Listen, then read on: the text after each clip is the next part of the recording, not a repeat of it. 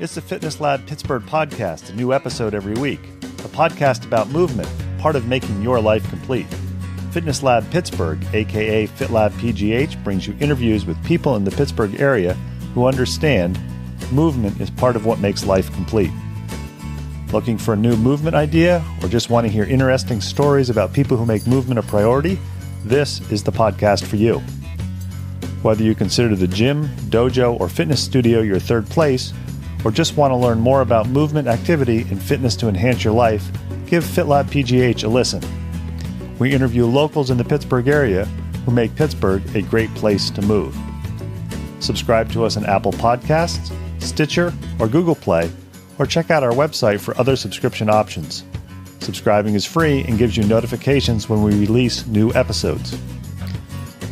Each podcast episode will be long enough to pique your interest and short enough to hold your attention. Have an idea for an episode? Know somebody we should interview?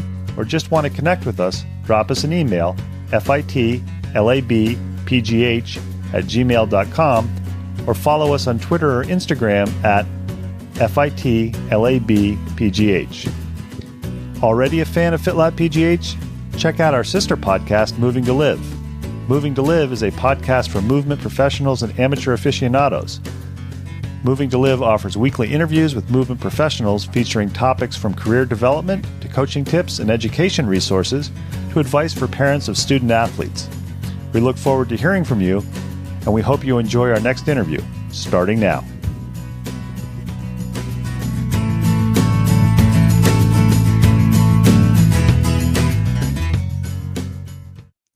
FitLab PGH and our sister podcast, Moving to Live, firmly believe that movement should be treated as a lifestyle, not just an activity. That's why, in addition to our weekly podcast, 3 times a week, we do 1-minute movement tip and lifestyle hack videos that you can find on YouTube and Instagram. And every Thursday, we feature somebody on our FitLab PGH features. If you're interested in being featured, go to our webpage, click on the features info page, fill out the form for you or your 4-legged movement friend, and we'll feature you in an upcoming features. If you like what you're hearing, leave us some feedback on Apple Podcasts or your podcast app that you're listening to, or connect with us on social media. Let us know what you like about what we're doing. Offer us some suggestions. This week, we learned about rucking. A few weeks ago, we interviewed John Rossmiller. John made us aware that there was a rucking club in Pittsburgh, and we wanted to learn more about it, so we sat down on Super Bowl Sunday with Kristi and Jason, members of the Steel City Ruck Club, and they gave us some feedback and some information on how they got into rucking, what rucking is, and why you might want to try it too. A big thanks to Kristi and Jason for taking the time on a busy weekend to talk to FitLab PGH, and now the interview.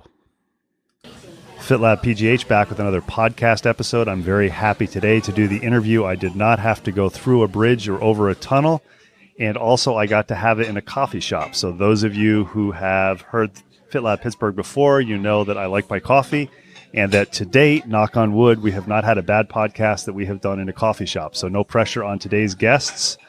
We were interviewing John Rossmiller a few weeks ago. You can check out his podcast on FitLab PGH, and he mentioned that he was going to do a ruck that weekend. And so, of course, I do what I always do when people mention something I'm interested in involving movement. I went and I started looking around on Facebook and Instagram to find out what rucking was and what the heck the Pittsburgh Ruckers were. And I messaged 2 of them and got a pretty quick response. And we are here today with Kristi Devenyi and Jason Prindle of Steel City Ruckers, and they're going to tell us a little bit about themselves, and we're going to find out more about rucking, because we really believe that movement should be treated as a lifestyle, not an activity. So for both of you, thank you for joining FitLab Pittsburgh on a Super Bowl afternoon. And I'd like to ask, first of all, either one of you can answer this before we find out a little bit more about you. You're wearing your rucking shirt or your Steel City Ruckers, and people say, what the heck is rucking? What's the 25 or 30-second elevator speech that you give them when you're riding up the elevator? It's pretty simply moving with weight on your back. So a rucksack, just like a backpack, military style. It's any movement with a ruck with weight on your back. So would it be accurate to say then that when you see somebody getting off the tee carrying a ruck on their back because they're going to work, even though it's carrying a computer and other things, would that be considered rucking? I guess it could be. It should be a little pace with it. and we'll talk about that a little bit more. We always like to find out when we interview people for FitLab Pittsburgh whether they're Pittsburgh natives. If so, why they're still here. If not, what brought them here. We'll start with you, Kristi. Kristi, are you a Pittsburgh native? If so, why are you still here? If you're not a Pittsburgh native, what brought you here? I came here because I went to graduate school it was Chatham College at the time. I liked it, never left. And I'm always curious when people tell me they go to college at a certain place. What did you get your degree in? Master's of Counseling Psychology. What about you, Jason? Pittsburgh native or not a Pittsburgh native? I'm a Western PA native, Johnstown. So grew up 2 hours outside the city, went to Slippery Rock University. I left for 4 years and then came back the whole time I was gone in Philly. I was looking to come back to Pittsburgh. It's my city. Love it here. And for both of you, I'm always curious. Jason, were you a lifetime mover when you were a kid? Was it mom and dad dragging you out of the house to do something, or mom and dad saying, get the heck out of the house and don't come back till dinner time? I don't think mom and dad ever had to drag me out. I was a constant mover. I was constantly outside riding a bike, playing baseball, grew up on sports, so constantly moving. And were you a high school or college athlete too? I played football in high school and got into weightlifting a bit more. I stopped playing most other sports and focused on those two activities in high school. And then when I got to college, I discovered rugby. Rugby became my love when it comes to sports, and I played for 15 years, so college career, and then 11 more years outside of college. Out of curiosity, why no more rugby? 2 kids, a wife, and a blown-out knee. Getting old sucks, doesn't it? It sure does. Kristi, what about you? Were you a mover growing up, or did you find movement as you got older? I was always a mover, I think. I danced when I was younger. I was a cheerleader, high school, college. Towards the end of my college career, I thought, well, what am I going to do now? So I started lifting weights, and I never stopped. How did you find weightlifting? Because that seems, for many people, they find weightlifting, or their idea of weightlifting is the 30 minutes in the gym before they hop on the treadmill. I was on the treadmill and got bored of watching Days of Our Lives all the time on the TVs there. And I thought that the football players in the college gym, I was like, that looks cool. I could do that. I bet you I'm stronger than them. So I'd sneak in there when nobody else was there, and I'd start with my bicep curls or maybe a couple leg presses, and then I just sought out a trainer when I graduated from college and said, okay, teach me how to do this for real. And then you do some kettlebell instructing yourself now. How did you find kettlebells? I found kettlebells through powerlifting, and it was used as just an accessory exercise, but I thought, this is awesome. You can do this anywhere. You could be in your living room and train hard. And I ended up finding Pittsburgh Kettlebell Performance through my husband. He just Googled it, showed up there, liked it so much as a client. The boss said, why don't we get you certified to teach? And I've been a trainer there ever since. And I'm curious, I interviewed Brett Jones. He'll probably be in a podcast before we air this one. And we interviewed in his office, and I think he had 8 or 9 kettlebells. How many kettlebells do you have lying around the house? Oh, including my kids' kettlebells, not that many, maybe 10. And is it like bicycles where the perfect number is n+1, where n is the number you currently have, and there's another one that you want to get? Yes, you need to have at least pairs. So for both of you, I'm always interested to find out, because I'm always looking for new movement activities for me. My 2 favorite questions I like to ask for FitLab Pittsburgh people is, first of all, the most unusual or interesting, or if you're on a long ruck and you want to kind of amuse people, the movement activity that you've done in the past that you like to talk about, and would you do it again? Kristi, we'll start with you. I'm sorry, I keep wanting to call you Chrissy. That's okay. You know what? I need to think about that. We'll come back on that. And Jason, what about you? Start off with, I guess, the most unique or craziest, or just something when you're on a ruck and it's 12 o'clock at night and everybody's complaining and you're sick of the complaining, and you kind of want to either make people laugh or go, wow, this guy's really a badass. I think this is a rabbit hole. There is, within the community, there's some oddities definitely of the group. I was gifted some gummy candy that was shaped like some men's genitalia. So it became a habit of ours to take on long rucks, or specifically to heavies, so 24-hour events, where if things were going a little rough, break open that bag and start handing them out, and people would either think we're crazy, or they would just love it and laugh. And it always, just anything simple like that lifts spirits. Lots of joking while we're rucking overnight on long rucks. Any ideas, Kristi, the most interesting or unusual or most fun thing you've done movement related? I would have to say during my second event, we were in the water at the Point State Park, like the bridge. You know where I'm talking about? I do. We were put into the water. There were probably 40 of us. And he'd say, you have to play leapfrog.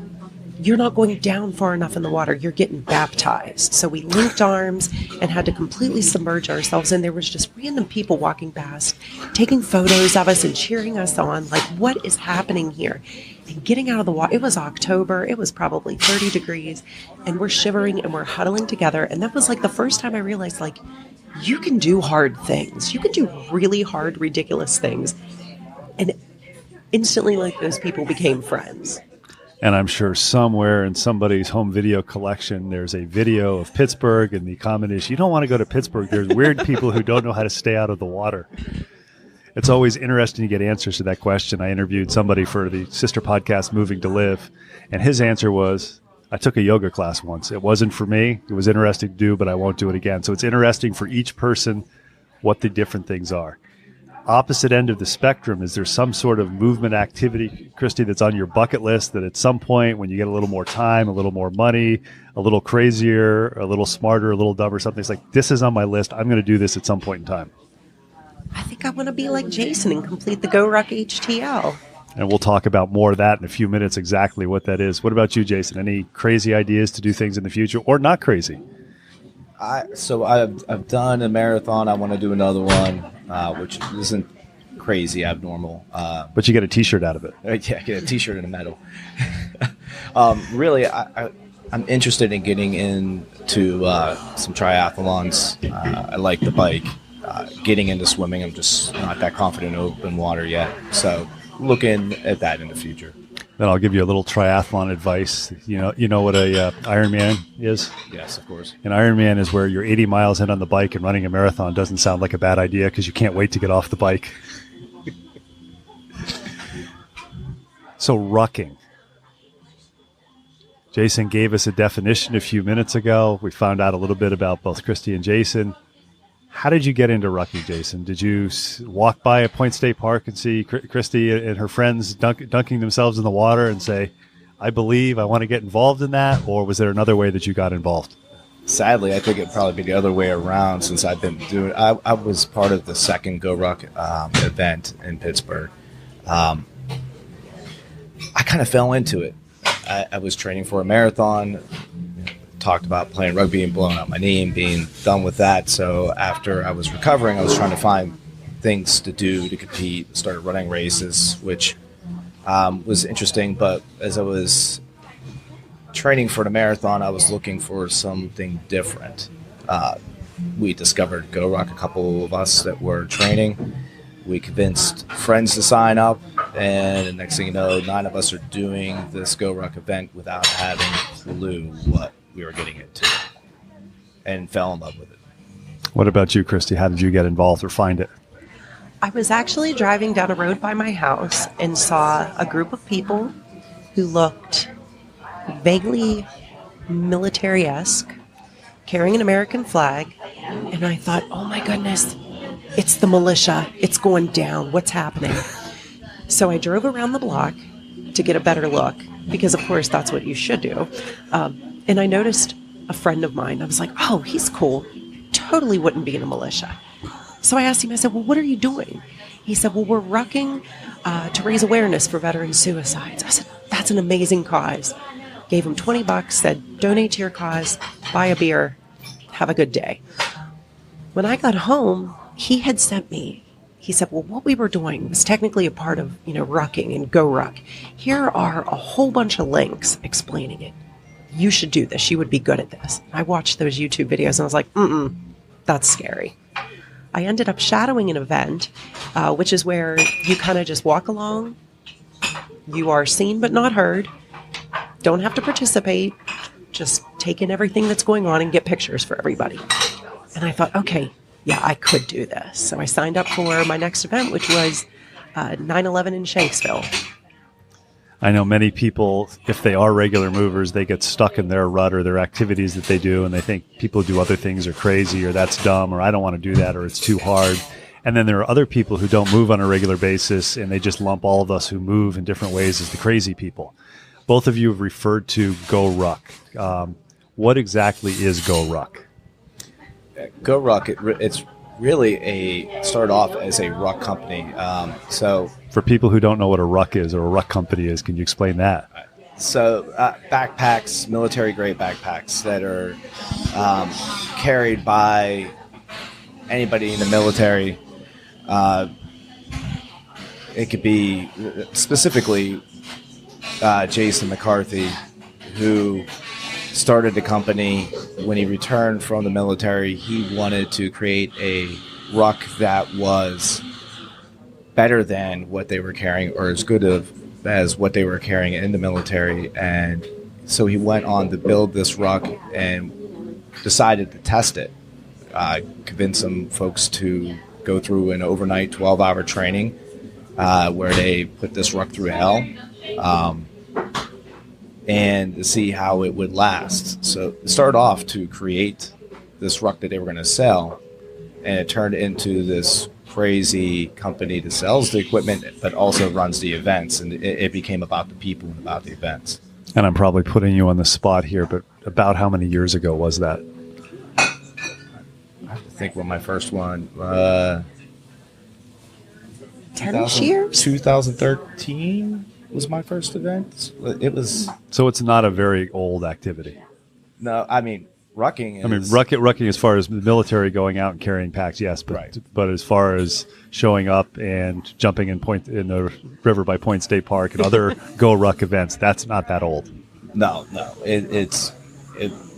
I think 2011 or something like that was the first event that they held. And then it's also true that there are various rucking clubs. So you both are part of Steel City Ruckers. For listeners who are listening and going, well, this sounds crazy, but it also sounds like it could be kind of fun. What is Steel City Ruckers? Or am I mispronouncing it or misstating it? Steel City Ruck Club is just a bunch of people who think running sucks and they put on the backpack. We have trainings that just sporadically pop up. We'll do a 5-mile ruck. We'll do a marathon distance. We just get together as a group. Everybody is welcome, no matter whether you've been doing this since 2011 or you're brand new. We welcome everybody. We say, look, we go at the pace of the slowest person. Let's go out there. Let's do this. And about how many members are members of the club? Jeez, I'm not even sure at this point. It's grow every day. It seems like we have new requests that we're accepting for the club. So somebody's listening to this, they have their backpack left over from college. I'm assuming that doesn't suffice when they show up at a ruck, and they will probably be teased in a gentle way. Yeah. I'm sure a little bit, but I guarantee somebody has a ruck in their car, or 3, and we'll be able to lend them. I have 2 fitted out at home right now with different weights. It's just the way we kind of roll. And I think that's something people are probably unfamiliar with. Everybody is familiar with, or many people are familiar with backpacking and carrying stuff on your back to go camping or to have a picnic or whatever it is. And then there are the people in that category who fall in the ultralight category. So if they're going on an overnight camp, they cut the handle off the toothbrush and they cut the zipper pulls off the zippers. And you can see that there are forums and websites where people brag about how light they have their backpacking kit down for. It sounds like GoRuck is a little bit different than that, and that you purposely carry weight. So I guess my first question on this is, somebody really wants to get into this, or somebody is into it like both of you. Is GoRuck the only company that sells rucks, or are there other companies that have gone in? And what's regarded as what makes a good ruck versus a bad ruck? Well, there's plenty of options. There's plenty of companies that sell. I've seen plenty of people show up with different rucks. GoRuck will sell themselves as if you show up for a heavy or you show up for selection and you don't have a GoRuck pack, it's not going to survive. Now, there are rucks that are decent. It's not cheap to buy one from GoRuck, but they're worth the money. They don't, if they rip or tear, they'll fix it for you. They have a scars program. It means that they replace anything or fix anything that you could possibly do to it. And am I correct that a ruck that you would use for this is a piece of athletic equipment? You don't just say, well, we're going on a trip, so I'm going to take the weight out of the ruck and I'm going to carry it on the airplane with me, or am I incorrect with that? Oh, you carry it everywhere. So yet neither of you brought one today. I kind of considered it. I have 4 rucks myself. So, and then my wife has one and my kids both have one. So that just tells you how many are in the house. But my 4, one is a gym bag. I use as a gym bag. One is my small carry-on, probably equal to a purse, because it's a bullet ruck. It's the size of. That's called the Merce for a man purse. But it goes on your back, so that's all right. And then I have 2 that I use for working out that are, one has a 45-pound plate and the other one has a 30-pound plate, and they're set for any workout time. How many do you have, Kristi? 1. Just one. I'm curious, Jason, you said your wife's got one and your kids have one. Does the whole family go rucking? My wife has done a handful of events. She had back surgery, and that was the end of her rucking, and actually she got into triathlons. My kids both did a kids ruck event. They use those rucks for day-to-day uses also. So we've talked a little bit at the base level. Rucking is walking with a weight on your back. You've talked about Steel City Ruckers or Steel City Ruck Club, where you have various events, which I assume are more casual and that they don't have to pay a significant amount of money. They don't get a patch when they finish the 5-mile ruck, et cetera. It's more kind of like running clubs have training runs. You have training rucks, which is partially training, partially social. And then there are organized events where I'm assuming there's an entry fee. And you both we were talking before recording, you get a patch to show when you finish it, different types of patches. And I'm assuming you display the patches somehow. But what are the different distances? I know if you are a runner, people say, oh, have you done a marathon, or have you done a 10K, or have you done a 5K? Are there set distances or duration rucks that people do? Or is it kind of up to the organizer of the event to say how crazy and how different can I do an event? Little both. So all the events are run by Special Forces, ex-Special Forces, cadre. So they're responsible for running the event, and they make it up however they want. They can make you go whatever distance they want. They can bring whatever weights, extra weights, coupons as we call them, as they want. They're usually durations based off of time limit. So a light is like 5 to 6 hours. A tough is 12 hours overnight, and then a heavy being 24. And they can go longer, sometimes shorter. It's all about them meeting their objectives. And is it for somebody who's participating in one of these, is the goal to finish as fast as possible, to just as finish? Are there winners, losers? The goal is to get everybody working as a team. The individual doesn't do well in an event like this. You need to learn to depend on the person to your right and the person to your left. And this person may have been a complete stranger at the beginning, but by the end, you learn to work together and to communicate as a team. And I'm curious about what sorts of activities you do during the ruck. I know, Kristi, you said that one that you did, you jumped in the river and played leapfrog. What are some of the events that you've done, or some of the activities in the rucks that you've done in the past that listeners may look at and say, well, that either sounds fun or that's crazy. I'm either in or I'm out. So cold water for me, I'd be out. I've done cold water. I do not like cold water. I'm not crazy about the cold water either, though I've done it quite a few times. There's usually a beginning, a middle, and end really to it. So you have what's called the welcome party. That is PT with ruck, mostly on, sometimes off, but it could be anything from 30 minutes to 2.5 hours, 3 hours of exercises that the cadre are putting you through. And they'll be Let's get them tired before we have some fun. Exactly. Then you start covering mileage, and that takes up most of the event, but there's different segments. Go this 4 miles, and you have to navigate with a team and figure it out. And then you have index, which is basically the same as welcome party, a little bit shorter, but it's smoking you at the end. And in between, it's, as they say, miles and smiles. And then in addition to maybe having to play leapfrog in the river, there might be something where maybe you would have to climb a tree, or whatever they come up with is saying, hey, let's make them do this because either A, it'll be fun, or B, it'll be hard. Yes, we've had to, as a team, navigate a children's, like a playground, like a play set up, and you haven't worried for someone's life until you see like a 250-pound man like climbing on top of the monkey bars. It's like, I don't think they were built for that weight.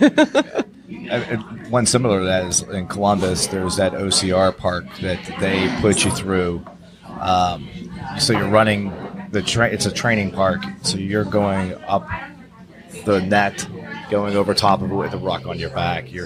Then we had to do tire flips, and we had to stack the tires like a tower, which was difficult because the highest ones were over our head, and you're talking about pretty heavy, large tires. Different things like that. It all depends. The cadre has something. We always carry a tree. And I say tree because it's not a log. Usually they find the biggest thing out of the river that they can and put it on your back, so you have to carry it. We've carried a telephone pole before. Did that in Columbus also, yeah. See, I'm listening to this, and I'm thinking that somebody in Pittsburgh needs to contact Go 8 Pittsburgh up in North Park and have a ruck going through the high ropes course. We might be over the weight limit, but I love Go 8 too. So I'm curious about the weights, and we talked about this a little bit before we started recording, and you said that the amount of weight that somebody carries, if I understood correctly, is based on the weight of the individual. Do they have a weigh-in, or how does this work, and give people who are listening an idea of how much weight somebody might carry in the ruck? I think people under 150 pounds for light events can carry 10 pounds. Over 150, they carry 20 pounds. For the tough and the heavy, if you're under 150 pounds, you carry 20 pounds, and over 150, 30 pounds. So that's Ruck Dry. So for the heavy specifically, they'll actually measure it out. Otherwise, they usually make you show the weight. So dry means that's not including your water bladder. So you're carrying like an extra 4 pounds there. Some cadre will take your food and not count that either. So there's no aid stations with snacks and juice boxes? Yeah, it's on your back. It's on your back. So you'll see a wide variety of food, and I'm assuming since it's a team event, if somebody is foolish enough or forgetful enough to forget their food, everybody should share? Yes. Absolutely. I'm always curious about the most interesting food that you've seen somebody else have. I know I had a friend when I did Ironman triathlons who his special needs bag at the halfway point of the bike was a loaf of French bread with peanut butter, which if you've ever exercised in warm weather, the last thing you want to do is chew on bread with peanut butter, but he lived and died by that. My go-to was a moon pie, because a chocolate graham cracker moon pie at 80 degrees tastes very, very good. Yeah, you see some of these things like that. It's in D.C. when I went for the heavy and we had to pull all of our food out and throw it in one communal bag. There was cans of SpaghettiOs and raviolis. And I couldn't get that because, I mean, like I said, the dry weight of 30 pounds, I cut down to, I want my ruck to weigh 31 pounds without my food and water. And that 1 extra pound just to be safe. So carrying cans of raviolis around. And imagine if you forgot the can opener. That's somebody's cutting it open with a knife in the middle of the event. I actually saw somebody spooning out SpaghettiOs in their mouth in the middle of the event. I'm curious, when you have the Steel City events where they show up, it's not quote unquote official or organized, it's more group events. Is there a weigh-in too, or is this kind of the honor system, or look, we're getting together to ruck and you carry what you think you want to carry? Yeah, absolutely. That's what it is. There is, you'll have people training for events specific, so they will carry more weight, and there might be somebody that's there who's just getting into it.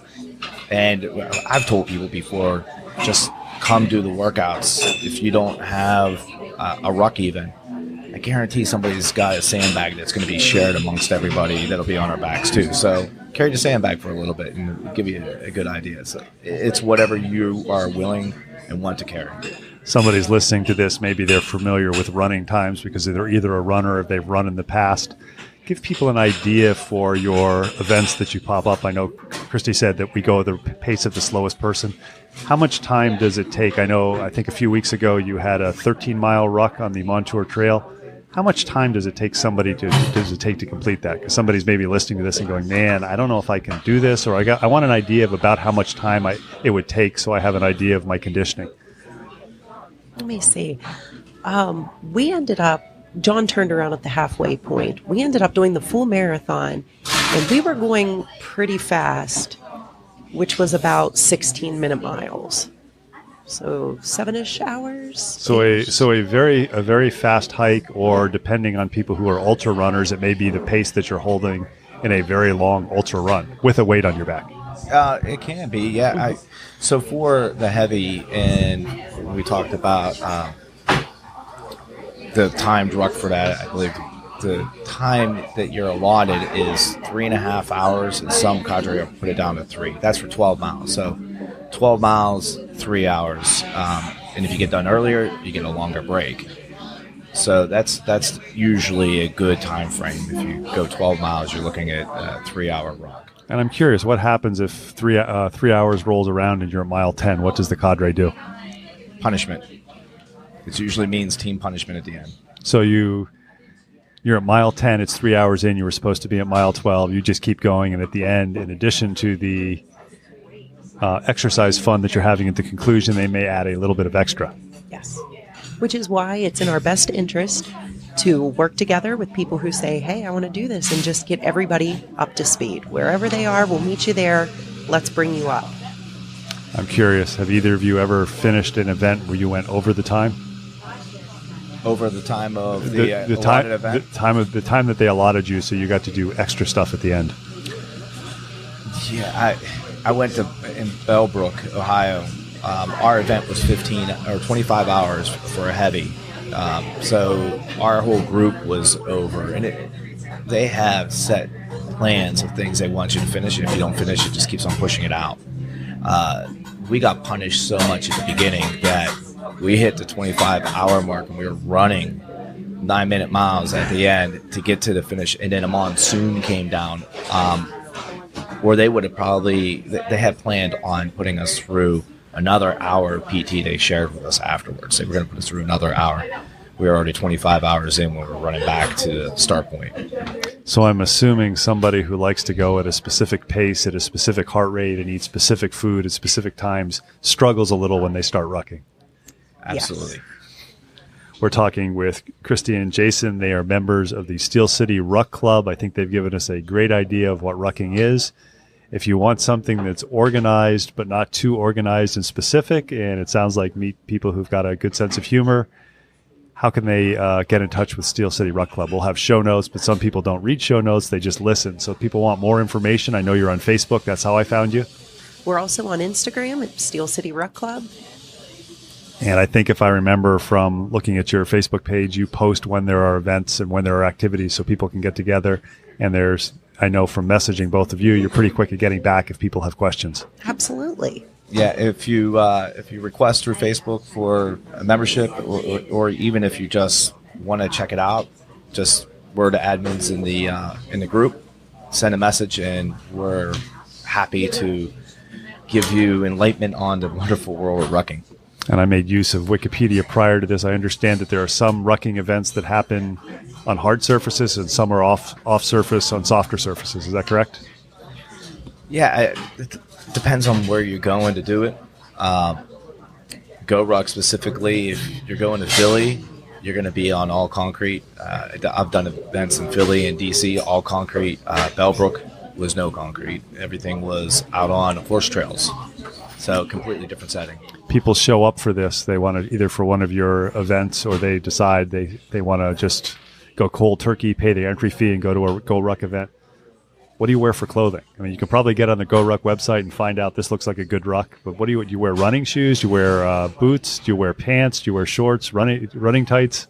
ultimate question, huh?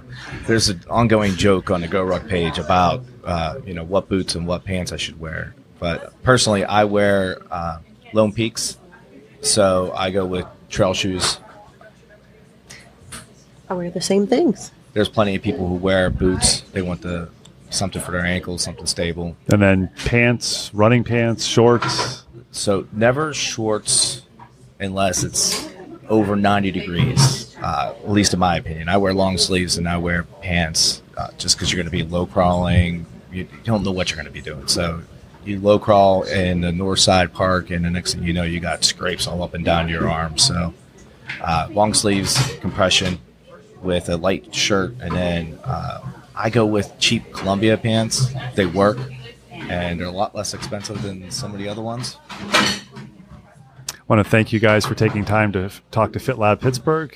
We believe movement is a lifestyle, not an activity. If rucking sounds like something you want to try, check out the Steel City Ruck Club, their Facebook page. I'm sure there's some great pictures on Instagram that I'll have to start following on Instagram. Guys, thanks for taking time. And once again, you've upheld it. It's in a coffee shop, and it's been a great interview. Great. Thank you. Thank you.